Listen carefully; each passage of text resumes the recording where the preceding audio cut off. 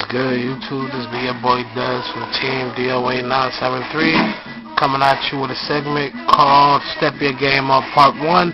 In this segment, we're going to talk about deck construction, how to just get a general idea of a deck, and, how to start building a good deck or whatever. Try to explain it to the best of my ability. This is more for the beginners, and the younger crowd of Yu-Gi-Oh players or whatever. So, to help you guys, step your game up.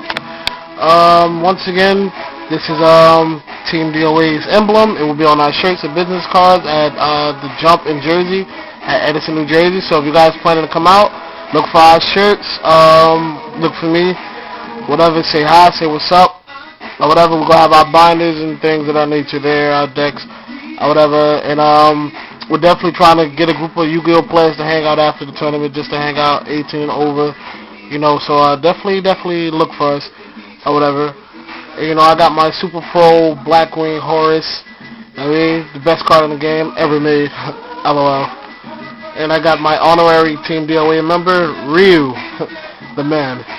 Anyway, let's get into it. Let's see how I can do this. Alright, so the deck I'm going to use is Heroes. I see a lot of the younger crowd run it. And it's also one of the decks that have the most cards to put into it. So, and that's a major issue most of the time. Alright, and I say that's a problem because people that just get into the game or, have problems building decks or whatever, they try to put too much into one deck and they end up having a 45, 50, 60 card deck, which makes them, of course, non-competitive. So check out these cards, get a good look at them. These are the heroes that I've chosen to talk about. And as you can see, the majority of them have the fusions that you use for them are either Wild Heart, Blade Edge, or Sparkman.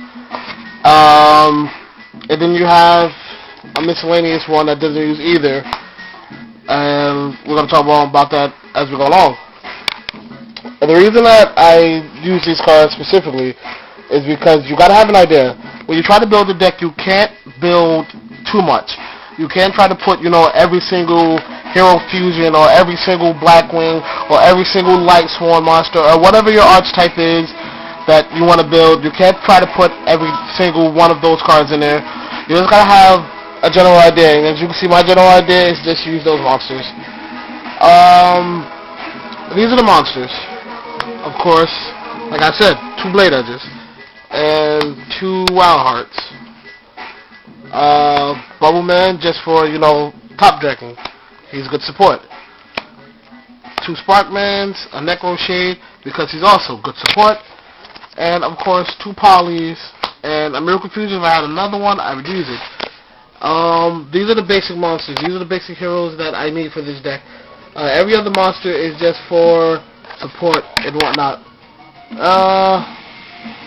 So yeah, you don't have to overdo it, and I know that you want to use a lot of them, you want to have a lot of ideas, you want to do different effects just in case, just for situations, but you can't always think like that. You have to think in terms of competitiveness. If you just want to play with your friends, that's great, but if you're trying to compete in tournaments with Yu-Gi-Oh, you definitely have to have an idea of where you want to go and what you want your deck to do. So this is my focus. This is what we're going to call the focus of a deck. It focuses on these particular heroes, and of course the main cards to fuse them. If I had another one of these, like I said, I would put it in, or whatever. Alright? The next cards I want to show you are going to be the support for this particular deck. And those support cards will be as follows. Woodsman, Stratos, King of the Swamp, times 2, 2 Light Hexes, 1 Earth Hex, 1 Gale, and 1 Ground Mold. These 2 are very good support. These are what we would call, this is what we would call tech in a deck like this, because Gale has something to do with heroes, but it's one of those cards that when you play it, when you drop that card, your opponent doesn't expect that, doesn't see that coming. So yeah, he would be the only tuner. Also with Ground Mold, if you're not running Spacians, they wouldn't expect you to, drop a Ground Mold most of the time. So I call these 2 cards tech. The Hexes are really good support because they help fuse faster, speeds up the deck for fusing, as well as the 2 King of the Swamps. I can either use them to fuse, I can check them from my hand and get a party to fuse. really good tech. Really good support, as well as Woodsman. This is why I have Woodsman there, because you could take the hexes and use them as fuse material monsters as well to replace one. That's why I have Terraformer. But he comes mainly to get polys back to my hand really fast. Of course, Stratos, if I had two of those, I would run 2 Stratoses to get the fuse material monsters to my hand. It really helps speed up the deck really good. More cards to help speed up the deck and support will be the following: Fusion Recoveries, Oversoul, and Rhoda. This, great combos.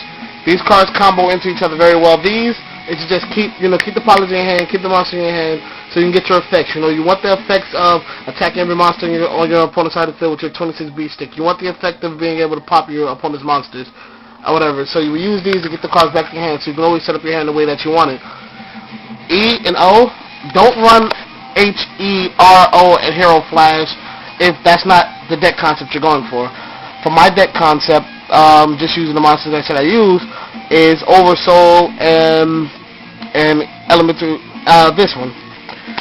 Instead of 2 Rhodas, I can use this Rhoda, summon Stratos, bring out Stratos to bring another hero to my hand, activate this, bring another hero to my hand, activate this, bring one from the grave and special summon it. So yeah, this helps speed up the deck really fast, really good. And then you just have, miscellaneous support cards, staples as we call them. Just so your monster will get destroyed. You can destroy your opponent's backfield when you have a really big play coming. Really good. Pot of Avarice, for draw power to get cards back to your hand that you need. Because heroes, you definitely have to always recycle them. Like I said, I only have those certain amount. And then you have traps. Of course, traps are more open than anything than magics and monsters. And the reason for that is it depends on what you want to do. If you want to go on defense or you want to go on offense. When it comes to heroes, they're pretty weak monsters, so I try to go on offense as much as possible. Cards like Magic Cylinder are really necessary. I would prefer a threatening roll over this, or a bottomless. These 2 cards are tech, Mirror Force and Threatening. The reason I don't have the actual cards is because I put those cards in another deck. And bottomless. When it comes to trap, you can easily switch them around to whatever you feel like benefits your deck. For instance, I would take out Magic Cylinder to put in 2 Threatening Roars. I would take out Waboku to put in another bottomless. I would keep Mirror Gate just because it's specific to heroes, but I could definitely do without it if needed to switch it out for something else. And these 2 are of course staple. Mirror Force is staple. So yeah, that's definitely the gist of things. If you have any further questions, definitely hit me up. PM me if you want to get any more advice on deck ideas and whatnot. I just wanted to go over the basics. That was just the basics of building a deck. So I hope you guys enjoy, and I hope to see more competitive decks out there. And also, be unique and be creative. And try to keep your card deck to 40 to maybe 42 cards max, maybe even 43. 43 is definitely pushing it. But if you have a card deck of 40 cards, you have a better chance of drawing into the cards that you need to do the moves that you want to do, to make big plays, and bring about your win condition that much faster. So, Team DOA out. Look forward to seeing a lot of you guys at Jump in Jersey. And if you guys are, over 18, definitely hit me up. And if you guys want to hang out after the tournament is over. Alright, good day.